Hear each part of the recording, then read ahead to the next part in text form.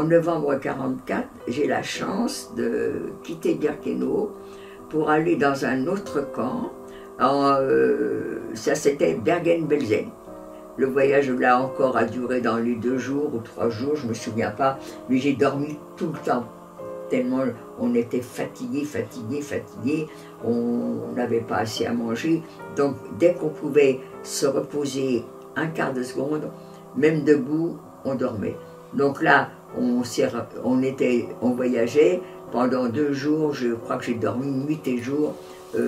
Alors naturellement, pas de nourriture, pas de boisson, mais là, le corps s'était habitué, l'estomac était resserré, on avait supporté ce voyage de 2 jours.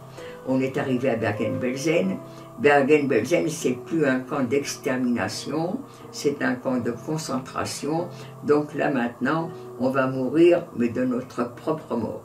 Et il va y avoir beaucoup de morts parce que à Bergen-Belsen, il y a eu une épidémie de typhus.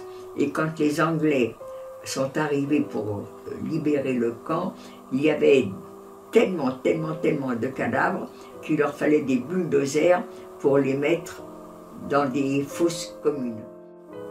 Je quitte Bergen-Belsen en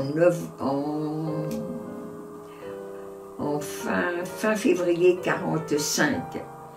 On a la chance de savoir que des contremaîtres d'une usine vont venir choisir de la main-d'œuvre parce que pour faire marcher leur usine, ils ont besoin de main-d'œuvre.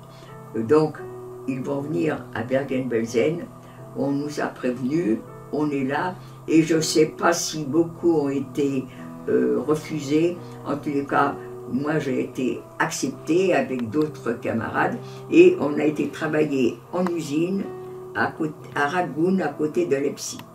Et là, ça a été vraiment, je peux dire, la chance de nouveau de ma vie parce qu'on était mieux nourris, on était mieux habillés, on était mieux logés, le travail en usine n'était pas très dur.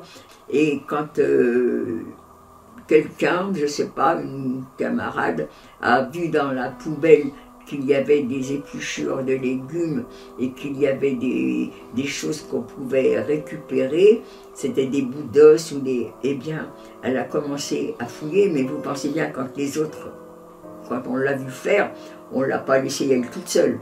On s'est battu autour de cette poubelle et les ouvriers, voyant ça, n'en revenaient pas. Et du coup, le matin, ils le faisaient en douce parce qu'ils n'avaient pas le droit. Eh bien, ils nous mettaient un petit bout de pain avec quelque chose dessus. Parce que pour eux aussi, c'était les restrictions. Et moi, je travaillais à aider un vieil Allemand. J'étais avec une Hongroise. Je ne sais pas trop ce qu'il faisait. En attendant, ce brave vieil Allemand, du coup, voyant qu'on se battait pour la poubelle, eh bien, le matin, il nous mettait, pour toutes les deux, il le cachait naturellement, un petit morceau de pain avec quelque chose dessus. Je pense que peut-être c'est grâce à lui que je suis là. On est resté dans cette usine jusque... Oui, c'est ça. On est resté jusque fin avril 1945 dans cette usine. Fin avril, on nous prévient, c'est fini, on ne travaille plus dans l'usine, les Alliés approchent, il faut qu'on quitte ce camp qui était vraiment très agréable.